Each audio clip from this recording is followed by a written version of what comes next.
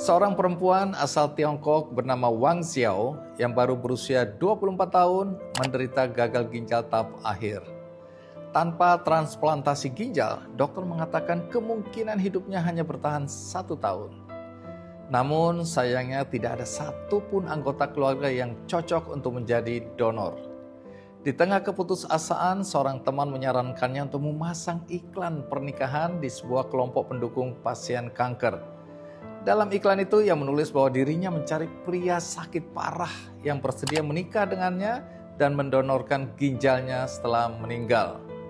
Sebagai balasannya, ia berjanji akan merawat pria tersebut dengan sepenuh hati selama masih hidup.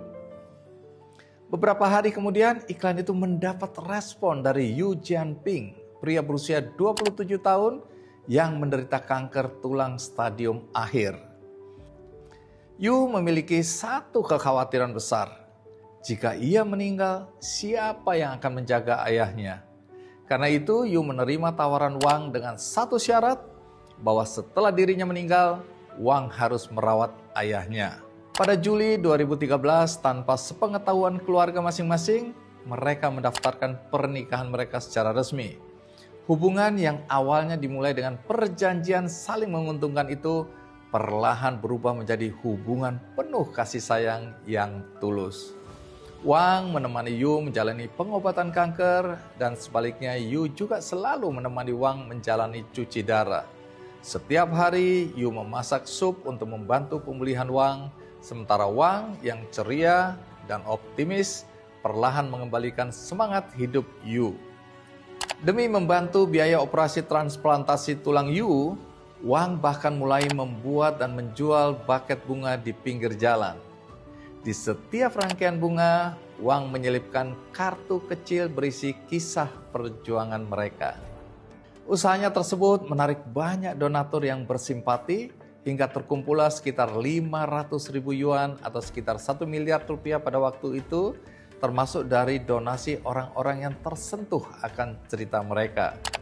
Setelah operasi, kondisi Yu terus membaik, sementara kesehatan Wang semakin stabil hingga dokter mengatakan ia tidak lagi membutuhkan transplantasi ginjal. Tahun 2024, kisah mereka diangkat dalam film berjudul Viva la Vida dan sukses besar hingga meraih pendapatan lebih dari 276 juta yuan atau lebih dari 600 miliar rupiah berdasarkan nilai tukar saat itu. Ketika film tersebut booming, itu hampir 11 tahun sejak Wang dan Yu menderita penyakit terminal dan divonis hidup mereka tidak akan lama lagi. Namun, kenyataannya berbeda. Tuhan masih memberi kesempatan mereka untuk hidup lebih lama lagi. Banyak orang melihat kisah ini sebagai bukti bahwa cinta dapat memberi kekuatan yang luar biasa. Ada yang percaya bahwa ketika seseorang memiliki alasan untuk hidup, semangat itu ikut membantu proses penyembuhan. Ada pula yang meyakini bahwa hati yang gembira adalah obat, dan kebahagiaan membuat seseorang lebih kuat dalam menghadapi penyakit yang dideritanya. Terlepas dari apapun penjelasannya, kisah Wang dan Yu mengingatkan kita bahwa hidup tidak selalu berjalan sesuai prediksi manusia. Kita tentu harus menghargai ilmu kedokteran dan mengikuti saran para ahli. Namun, perkiraan kondisi medis bukanlah takdir. Ada orang yang divonis hanya memiliki masa kehidupan dalam hitungan bulan, tetapi kemudian ternyata bisa menjalani hidup bertahun-tahun. Ada yang diperkirakan tidak akan pulih, tetapi perlahan menemukan jalan menuju kesembuhan. Karena itu, ketika menghadapi masa-masa sulit, jangan biarkan ketakutan terhadap sesuatu yang belum terjadi mengambil seluruh hidup kita hari ini.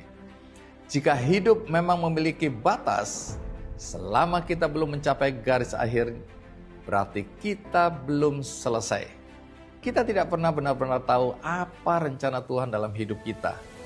Jalani hari ini sebaik mungkin, karena selama kita masih diberi kesempatan untuk bernafas, selalu ada kemungkinan bahwa halaman terbaik dalam hidup kita belum ditulis.